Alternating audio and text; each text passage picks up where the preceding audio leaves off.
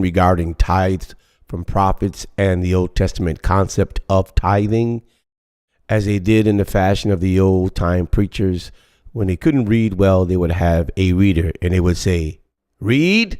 Biblical tithes or taxes. Before discussing any taxation system in Jewish law, it's necessary to get a sense of the various tithes Jews had to give. Although these aren't taxes in the conventional sense of funds going towards the government, Jews were obligated to pay these dues. Teruma, a tithe levied to support the priests, who did not own property, and devoted themselves to the communal good, including serving in the Holy Temple. According to rabbinic mandate, a 40th, 50th, or 60th of the total produce, depending on the generosity of the payer, was given. Mazer, an annual 10% tithe on agriculture, Mazer Rishon, that supported the landless Levites in their service of the Jewish people. Depending on the year, an additional tenth was given to support the poor, Mazer Ani, or was eaten by the owner in the capital city of Jerusalem, Mazer Shini. Additionally, there was a mazer taken from newborn animals, which like Mazer Shini was to be eaten in Jerusalem, with portions given to the priests. Leket, Shikja, and P.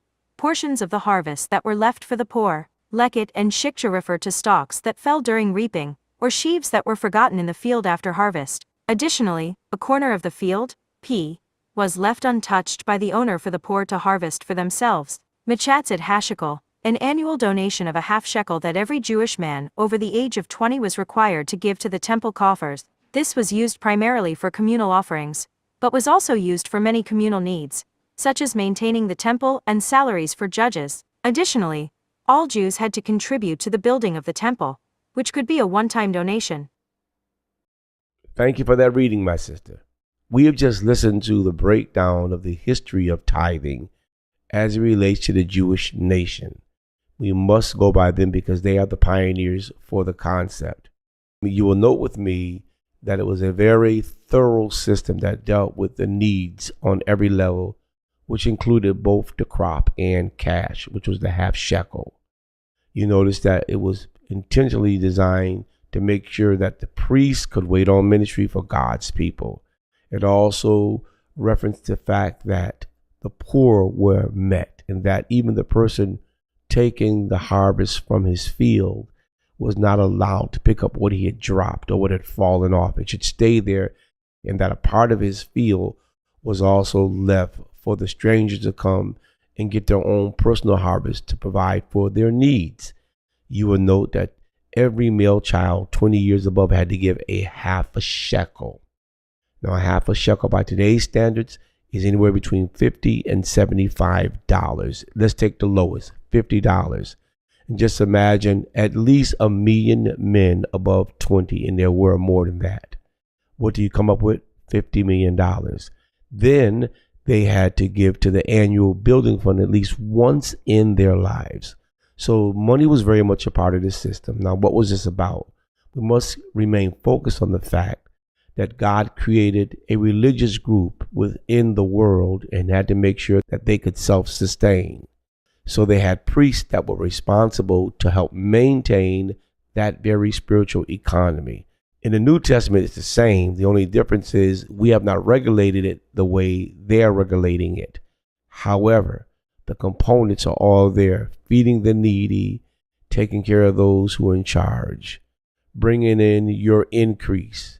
A mandate is there as well, that every male child 20 years above had to bring a half a shekel. Again, a half a shekel is $50 to 75 American dollars. If you take the lowest denominator and just say 50, then you're talking $50 million annually with just 1 million men above 20.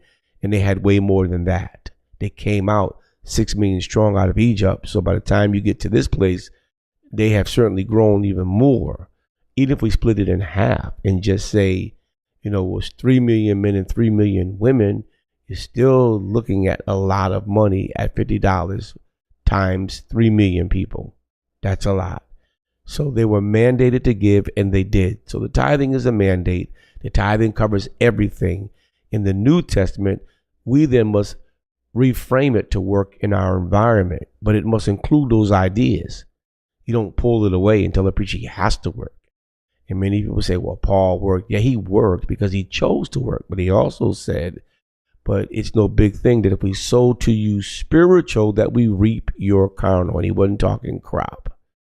Also, I looked at Malachi 3:10 because there are those who are looking at Malachi and saying it was storehouse. That's wheat, that's food, it's not money. I've already dispelled that, but let's go into that as well.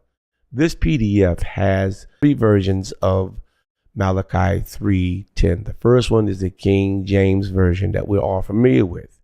The middle, of course, is Hebrew that we can't read. And then, of course, below that is the actual translation of the Hebrew. So what I like here is, in the case of the Old Testament in particular, we do well to trust the Hebrews to interpret their language and not the King James people to do that. Apparently, they interpret it a little differently from what the Hebrew rendition actually states. So I'm of the conviction that the storehouse is not just storehouse cities, but it is God's treasury. And he said, bring the whole tithe. This is very important for us to pay attention to, because people are hanging on to these to confuse others and to discourage others regarding the tithing system. So I just want to leave that with you. You can go to my playlist there at hstringtv.com. You'll be able to find the playlist for the videos produced regarding this subject, those I put out already, and this one as well. Click on the link. You can find it, or go to hstringtv.com, video on demand, and you will find my particular playlist, which is Teachings by T. Allen Stringer. So I hope that we shed some more light on this subject. Be strong and be encouraged. Until next time, remember, in all thy getting, get a good understanding.